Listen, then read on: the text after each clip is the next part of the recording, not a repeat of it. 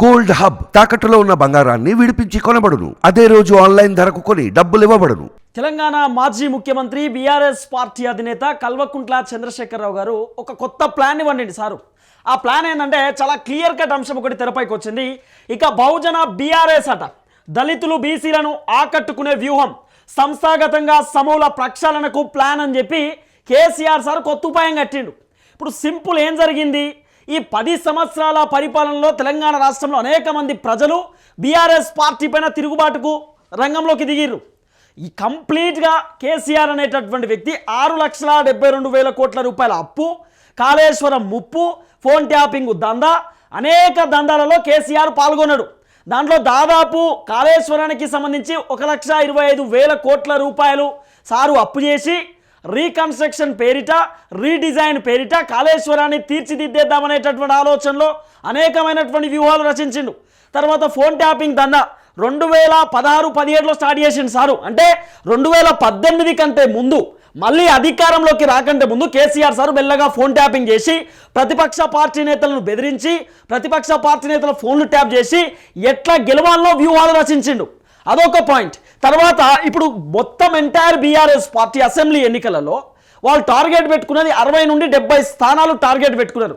కానీ వాళ్ళకి వచ్చినటువంటి సీట్లన్నీ కేవలం 39 సీట్లు మాత్రమే వచ్చినాయి. ఎందుకు వచ్చినాయి 39? జరిగినటువంటి కార్యక్రమం ఏందని చెప్పి ఒక రివ్యూ కేసీఆర్ మీటింగ్ పెట్టిండట.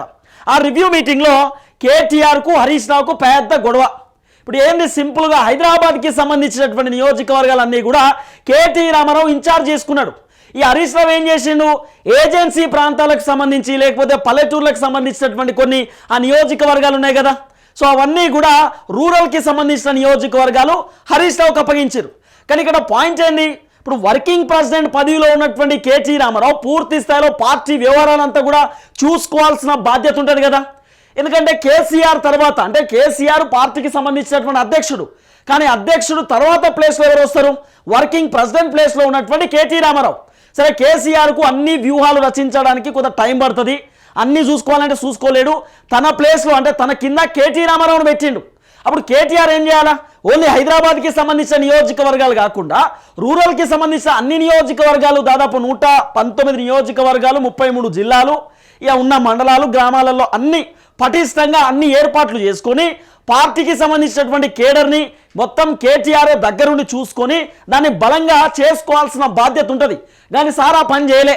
ఏం చేసిండు, ఓడిపోతారు బాబు, ఓడిపోయేటటువంటి ఎమ్మెల్యేలకు టికెట్లు ఇవ్వకండి, వాళ్ళ పైన అనేకమైనటువంటి అవినీతి ఆరోపణలు ఉన్నాయి, వాళ్ళని ఎవరు నమ్మేటటువంటి పరిస్థితి లేదు, అనవసరంగా పార్టీ ఇబ్బంది పడుతుంది, వాళ్ళకు టికెట్లు ఇవ్వకండి అని చెప్పి మొర్రో చాలామంది మొత్తుకున్నారు. అంతేందుకు సర్వే సంస్థలు కూడా చెప్పింది, ప్రశాంత్ కిషోర్ కూడా చెప్పినట.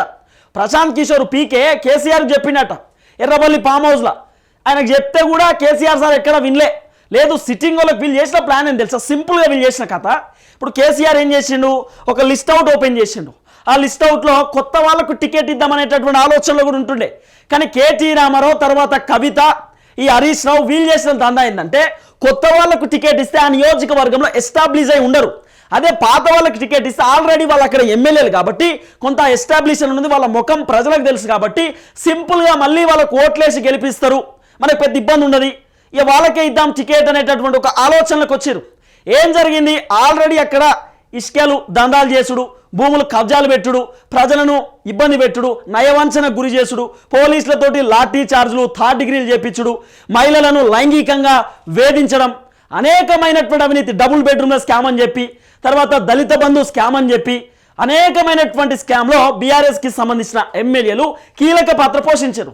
సింపుల్గా ఏం జరిగింది, దళిత బంధం తీసుకొచ్చినటువంటి కేసీఆర్ నాకు అనేక బయటలు ఉన్నాయి, మన తాను కేసీఆర్ చెప్పినటువంటి ముచ్చట్లు.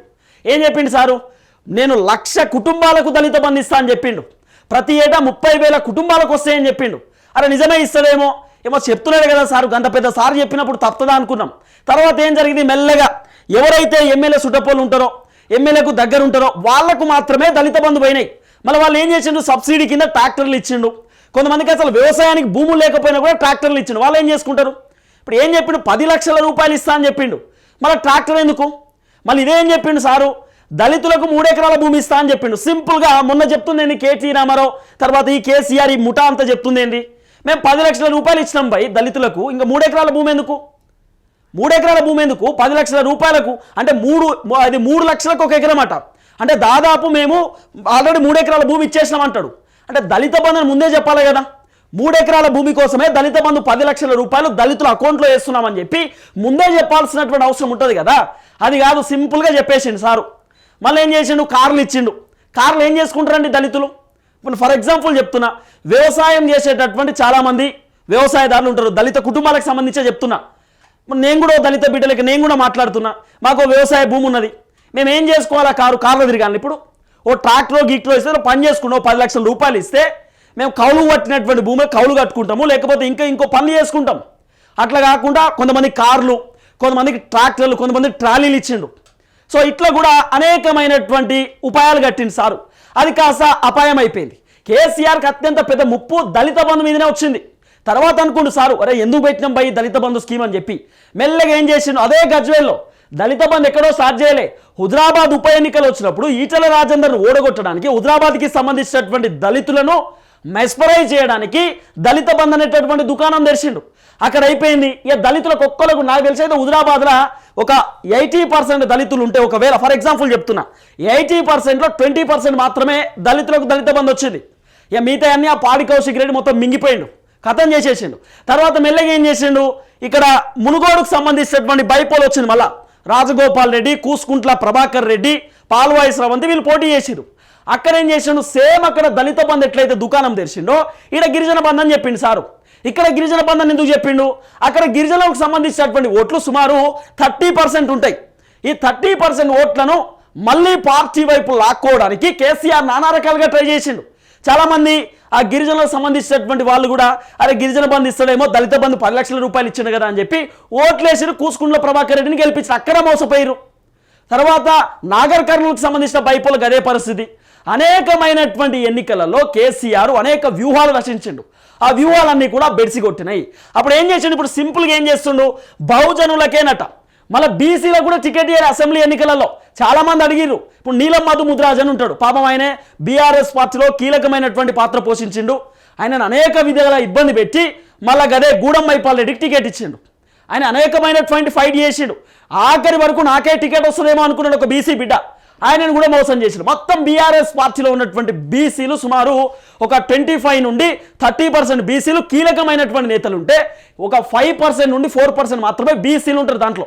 బీఆర్ఎస్లో పదవులలో ఉన్న వాళ్ళు టికెట్లు ఉన్నవాళ్ళు ఎవ్వరికి కూడా బీసీలకు ఇయ్యలే తర్వాత ఎస్సీలను దూరం పెట్టిండు ఎస్టీలను దూరం పెట్టిండు కేవలం రిజర్వ్ ఉన్నటువంటి ఏదైతే నియోజకవర్గాలు ఉంటే అక్కడ మాత్రమే వాళ్ళని కేటాయించిండు ఇక మిగతా అన్ని జనరల్ కోటాలో వాళ్ళకి సంబంధించిన సామాజిక వర్గం అదే వెల్మ సామాజిక వర్గమా రెడ్డికి సామాజిక వర్గానికి చెందినటువంటి వ్యక్తులకు ఇచ్చిండు ఇక తర్వాత ఇప్పుడు ఏం ఉపాయం కడుతుంది సారు ఇగో ఇక మొత్తం సార్ ఏం చేస్తుండు చిన్నగా యూత్ను తీసుకొస్తుండు పార్టీకి యూత్ను ఉద్యమకారులను తీసుకొస్తున్నాడు సారు బీఆర్ఎస్ పార్టీలోకి ఇప్పుడు ఏం చేస్తాడు కేటీ రామారావును హరీష్ రావును వర్కింగ్ ప్రెసిడెంట్ అనేటటువంటి పదవి నుండి తొలగిస్తున్నాడు అంటే మెల్లగా రాజకీయాలకు దూరం చేద్దామనేటటువంటి ఆలోచనలో ఉన్నాడు మొత్తం పూర్తి స్థాయిలో కాదు మళ్ళా బీఆర్ఎస్ పటిష్టంగా అయినాక మంచిగా బలం బూస్ట్ ఆర్లీకు బోర్నమీట ఇచ్చి ఇప్పుడు స్ట్రాంగ్ చేస్తాడు పార్టీని ఈ బూస్ట్ గీస్ట్ అంతా పట్టినాక కొంచెం దొడ్డుగా అవుతుంది కదా పార్టీ అప్పుడు మళ్ళీ కేటీ రామారావును హరీష్ రావు రంగంలోకి దింపుతాడు ఇప్పుడు చేసే కదా అదే కేసీఆర్ మాస్టర్ ప్లాన్ ఇవన్నీ కూడా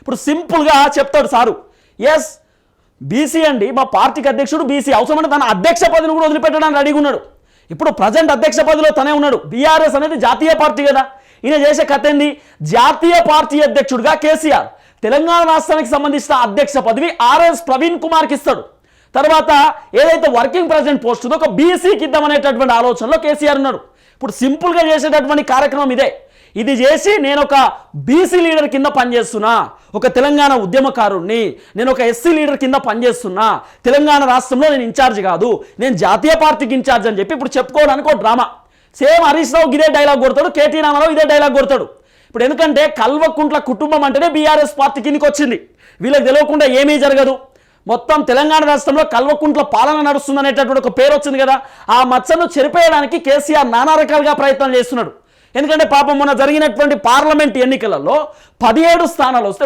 ఒక్క సీటు రాలే ఒక్క సీటు కూడా తర్వాత ఉద్యమకారులు కూడా చాలామంది బీఆర్ఎస్ పార్టీ పైన అగ్గిలెక్క మండిపడ్డారు చాలామంది నిరుద్యోగులు కూడా బీఆర్ఎస్ పార్టీని చీ అన్నారు ఇప్పుడు ఏం చేయాలా, చిన్నగా నిరుద్యోగులను బీఆర్ఎస్ పార్టీ వైపు మలుచుకుందామనే ఆలోచనలో ఉన్నాడు. అందుకే ఇప్పుడు యూత్ పైన ప్రత్యేక ఫోకస్ పెట్టిండు సారు. ఇప్పుడు సోషల్ మీడియాలో దంచుడు. ఈ కేటీఆర్ అనేటోడు ఏం చేసిండు, బంజారా హిల్స్లో ఒకటి, జూబ్లీ హిల్స్లో, తర్వాత మాదాపూర్ సైడు, సికింద్రాబాద్ సైడు మెల్లగా ఛానల్ పెట్టించిండు. యూట్యూబ్ ఛానల్ 32 యూట్యూబ్ ఛానల్ పెట్టించిండట. పెట్టించి దానికి V6 నుండి 2-3 తీసుకున్నాడు, TV9లోకి వెళ్ళి 2-3 తీసుకుని వాళ్ళని వీళ్ళని తీసుకొని మెల్లగా ఉపాయం కట్టిండు. కట్టి ఏం చేయాలా, ఎవడెవడైతే గతంలో బీఆర్ఎస్ పార్టీ పైన మాట్లాడిరో, ఏ ఛానల్ అయితే మాట్లాడిందో వాళ్ళందరినీ కూడా ఫోకస్ చేయడానికి ఇదంతా దందా.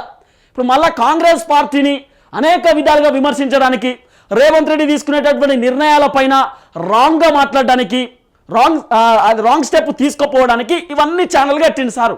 సుమారు కోట్ల రూపాయలు పెట్టి ఎక్విప్మెంట్స్ అవి, ఎందుకంటే వీళ్ళు ఇజ్రాయెల్ దేశం నుండే 500 కోట్ల రూపాయలు పెట్టి ఫోన్ ట్యాపింగ్కి సంబంధించిన సర్వర్లు తీసుకొచ్చిరు. వీళ్ళ కెమెరాలు పెట్టి దందా చేయాలంటే పెద్ద లెక్క కాదు. ఏదైతే ఆయనకు ఉన్నటువంటి ఛానల్ నమస్తే తెలంగాణ పేపర్ అవి ఉన్నాయి కదా, దాంట్లో దందా చేసిండో ఇవి కూడా అంతే. సోషల్ మీడియాలు పెట్టి సోషల్ మీడియాలో మళ్ళీ తిప్పాలా. కానీ ఎంత ట్రై చేసినా కేటీ రామారావు ఈ పార్లమెంట్ ఎన్నికలలో మాత్రం బాగా దెబ్బతిన్నాడు. ఇప్పుడు సింపుల్గా వాళ్ళు చేస్తున్నటువంటి ఆలోచన ఒకటే, బీసీను, ఎస్సీని, ఎస్టీని వీళ్ళను ప్రధానంగా పార్టీకి ఒక కీలకమైనటువంటి పోస్టులు ఇచ్చి వాళ్ళ కింద మేము పనిచేస్తున్నాము. ఇప్పుడు బీసీలకు అత్యంత ప్రాధాన్యత ఇస్తున్నాము. రేవంత్ రెడ్డి బీసీలకు ఎందుకు ప్రాధాన్యత ఇస్తలేడని చెప్పి రేవంత్ రెడ్డిని క్వశ్చన్ చేయడానికి కేసీఆర్ ఇదంతా డ్రామా. ఏమైనా సింపుల్ పార్టీని బలం చేసుకోవాలా, ఎందుకంటే ఎమ్మెల్యేలు అందరూ కూడా జంప్ అయ్యేటటువంటి సిచ్యువేషన్ ఉంది. ఇప్పుడు వచ్చేటటువంటి గ్రామ పంచాయతీ ఎన్నికలు, ఇప్పుడు వచ్చేటటువంటి ఎన్నికలలో కూడా, సర్పంచ్ ఎన్నికలలో ఎవ్వరు కూడా బీఆర్ఎస్ పార్టీ నుండి పోటీ చేయడానికి రెడీ లేరు. అందరు కూడా మూకాముడిగా మొన్న 1200 మంది రాజీనామా చేసిరట. సుమారు 1200 మంది, 12,000 పైచిలకు గ్రామ పంచాయతీలు ఉంటే దాంట్లో 1200 మంది మూకముడిగా రాజీనామా చేసేసారు. ఈ పార్టీలను ఉండలేనని చెప్పి. ఉండలేని ఎందుకంటే దీంట్లో ఫ్యూచర్ లేదు. ఎంపీటీసీలు, జెడ్పీటీసీలు, ఎంపీపీలు, జెడ్పీ చైర్పర్సన్లు వీళ్ళందరూ కూడా రాజీనామా చేస్తున్నారు. మాకు వద్దురా బాబు ఈ బీఆర్ఎస్ పార్టీ అని చెప్పి. సింపుల్ జరిగేది. ఇప్పుడు రాజకీయ కోణాలలో చూసుకుంటే అధికారంలో ఉన్నటువంటి పార్టీ వైపు పోవడానికే చాలామంది మొగ్గు చూపుతారు. ఇప్పుడు జరిగే సిచ్యువేషన్ కూడా అదే. బీఆర్ఎస్ పార్టీ పూర్తి స్థాయిలో భూస్థాపితం అనేటటువంటి దశకు వచ్చింది. ఏం చేయాలా సింపుల్గా కేటీ రామారావుకు సంబంధించిన వర్కింగ్ ప్రెసిడెంట్ పదవిని ఆర్ఎస్ ప్రవీణ్కి ఇద్దామనేటటువంటి ఆలోచనలో ఉన్నాడు. ఇప్పుడు అదే బలమైనటువంటి నిర్ణయాలు జరుగుతూ ఉన్నాయి. కేటీ రామారావుకు కేసీఆర్ చెప్తా ఉన్నాడు, బేటా ఇబ్బంది పడకు, ముఖ్యమంత్రి పదవి నీకే వస్తుంది, కేవలం పార్టీని బలం చేద్దామనేటటువంటి ఆలోచనతోటే ఈ ప్రయత్నం చేస్తున్నా అంటూ కూడా కేసీఆర్ ఓవైపు కేటీఆర్తో, హరీష్ రావుతో మాట్లాడుతున్నాడు అనేటటువంటి ఒక చర్చ మాత్రం పూర్తి స్థాయిలో నడుస్తున్నటువంటి పరిస్థితి.